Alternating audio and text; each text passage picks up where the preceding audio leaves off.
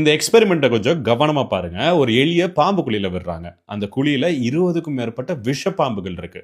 But ரொம்ப அமைதியா தான் இருந்துச்சு. ஆனால் அந்த எலி உள்ள விழுந்த உடனே எல்லாமே மாறி போச்சு. ஒரு பாம்பு இந்த எலிய அட்டாக் பண்ணுது. இன்னொரு பாம்பு இப்ப இந்த பாம்பு அட்டாக் பண்ணுது.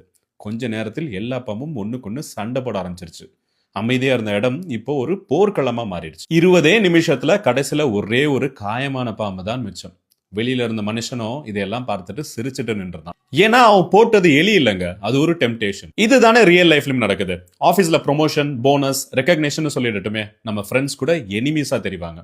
பாலிடிக்ஸ் ஆரம்பிச்சிரும், ஃபேக் ஸ்மைல்ஸ், ஃபியர்னு என்விரான்மெண்ட்டே டாக்ஸிக்கா மாறிடும். உங்களுக்கு என்னமோ அவங்க செட் பண்ண கோல்ஸ்ல நீங்க ப்ராக்ரஸ் பண்ற மாதிரி தான் தெரியும். ஆனா ரியாலிட்டியில நீங்க யாரோ கிரியேட் பண்ண கேம்குள்ள சிக்கி இருப்பீங்க. ஒண்ணு மட்டும் நல்லா புரிஞ்சுக்கோங்க, கீழே இருக்கிற நம்ம நமக்குள்ளே சண்டை போட்டுட்டு இருந்தா மேல இருக்கிறவன் ஃபைட் பண்ணாமலே நம்மள ஜெயிச்சிருவான். இதுல பெரிய கொடுமை என்ன தெரியுமா?